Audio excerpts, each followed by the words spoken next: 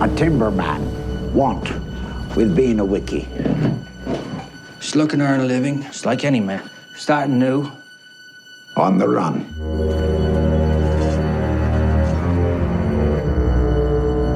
Keeping secrets, are you? No, sir. What is up, you guys? It is, of course, me, the one and only. It's a TC Cats. How's everybody doing today? In case you cannot tell by that intro, I'm going to be talking about a film called The Lighthouse. Now, if you don't know anything about The Lighthouse, basically, it's a movie that came out in 2019. It was Robert Eggers' second film. He's the guy who created The Witch. So this was coming hot off of The Witch.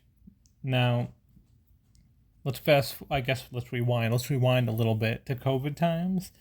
So all the movies, you could rent movies for $20 and there was nothing else to do. And I was hearing great things about these A24 movies. So I went ahead and I checked them out. In one night, I watched The Witch, Hereditary, and Midsommar. Midsommar, I kind of regret watching it in the same night. That is a long movie, and I watched it last. So we saved The Lighthouse for the next day, and then we watched that.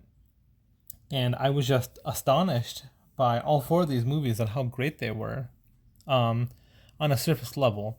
Now, going into The Lighthouse, I was kind of hesitant at first, not going to lie, because, the cropped image and the black and white, and I was a very mainstream, casual film enjoyer, right? Like, I always liked having physical media, things like that, and, I could understand and respect that that's what the director wanted to do.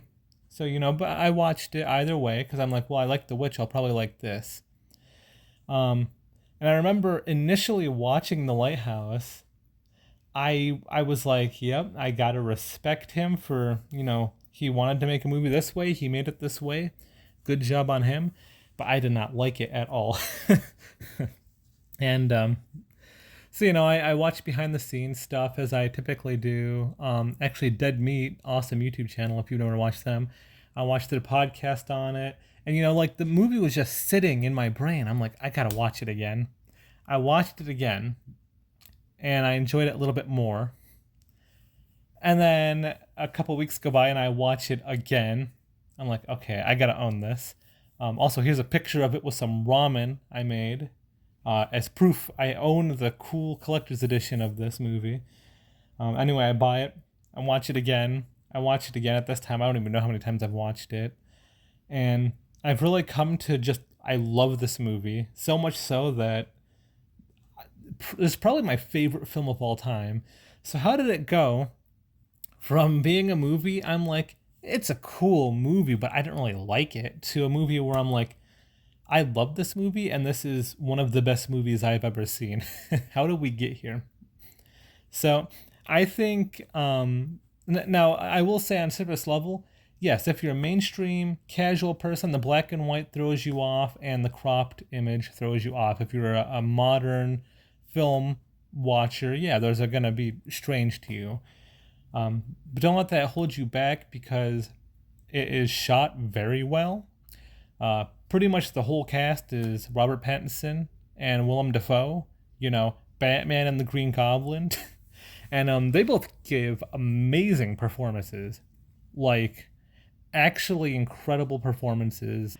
But no, so I'm assuming the reason why I was originally hesitant, not just to that, but to all older movies, is, I don't know, like growing up when I was really young, I had one of those TVs in my bedroom, the frickin' knob TVs. I'm old, you guys.